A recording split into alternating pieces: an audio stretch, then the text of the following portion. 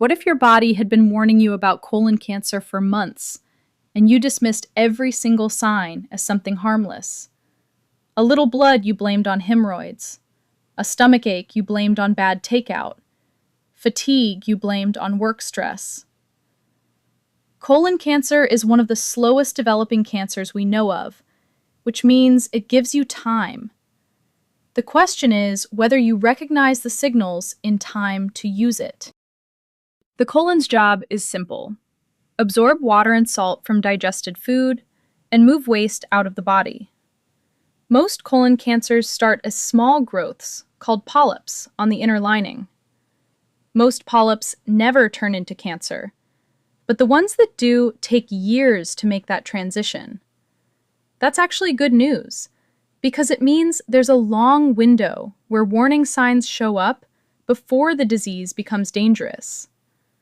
What symptoms you get and when depends heavily on where in the colon the tumor is sitting and how big it's gotten. The first sign people notice, and the one they dismiss fastest, is blood in the stool. Tumors have fragile, abnormal blood vessels that rupture easily as stool passes over them. If the bleeding happens near the rectum, the blood stays bright red. If it happens higher up in the colon, digestion changes the blood's color, turning stool dark or almost black. Most people assume it's hemorrhoids, and often it is. But hemorrhoid bleeding usually comes and goes with straining. Bleeding that keeps coming back with no clear cause is the kind that needs a doctor to look.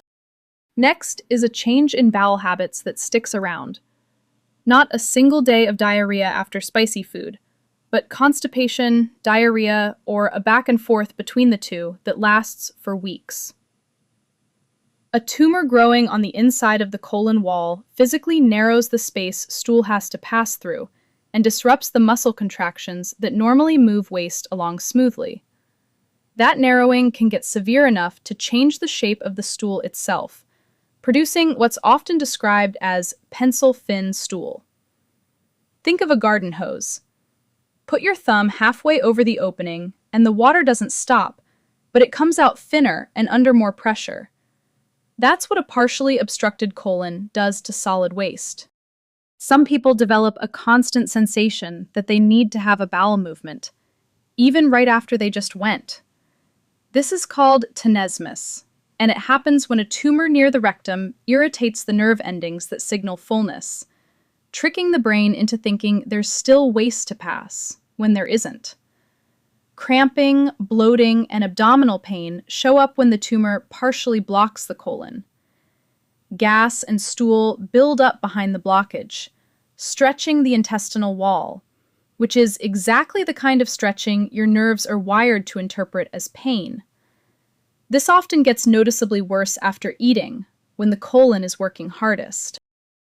Fatigue is one of the most underestimated warning signs, because it doesn't feel like a digestive problem at all. Here's the chain. Tumors bleed slowly and often invisibly. That blood loss drains the body's iron over time. Iron is what red blood cells need to carry oxygen. Fewer functional red blood cells means less oxygen reaching your muscles and your brain. The result is a tiredness that doesn't improve with sleep, because it's not about rest, it's about oxygen delivery. Unexplained weight loss is the body's metabolism getting hijacked. A tumor demands energy just to keep growing. Inflammatory chemicals released by the cancer alter how the body burns calories, and appetite drops at the same time. That combination adds up to weight loss, with no diet or exercise change behind it. Loss of appetite alone, without major weight loss yet, is often the earliest version of the same process.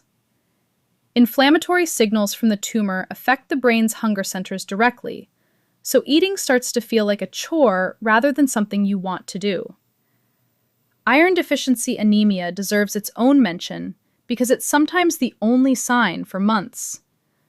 Tumors on the right side of the colon tend to bleed slowly and continuously, rather than causing visible blood in the stool. That slow leak can drain iron levels low enough to cause anemia before any other symptom appears, which is why unexplained anemia in an adult is always worth investigating at the source. In more advanced cases, symptoms escalate. Severe abdominal pain and vomiting can signal a full bowel obstruction. Jaundice, a yellowing of the skin and eyes, appears if the cancer has spread to the liver. A persistent cough or shortness of breath can mean spread to the lungs. Bone pain can mean spread to the skeleton. These are late signs, not early ones, and they're far less common than the symptoms already covered. Here's the important context to hold on to.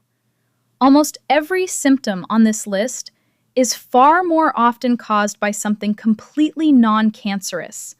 Hemorrhoids, infections, irritable bowel syndrome, diverticular disease, or inflammatory bowel disease. The goal isn't to panic over a single bad day. The goal is to notice a pattern. Bleeding that keeps recurring. Bowel changes that don't resolve. Anemia with no clear explanation. Fatigue that doesn't lift. Together, or repeated over time, those are the signals worth getting checked. Colon cancer is also one of the most treatable cancers we have, especially when caught early. And it's one of the few cancers screening can actually prevent by finding and removing precancerous polyps before they ever become a threat. Your body rarely stays silent. The real skill is learning to listen before it has to shout.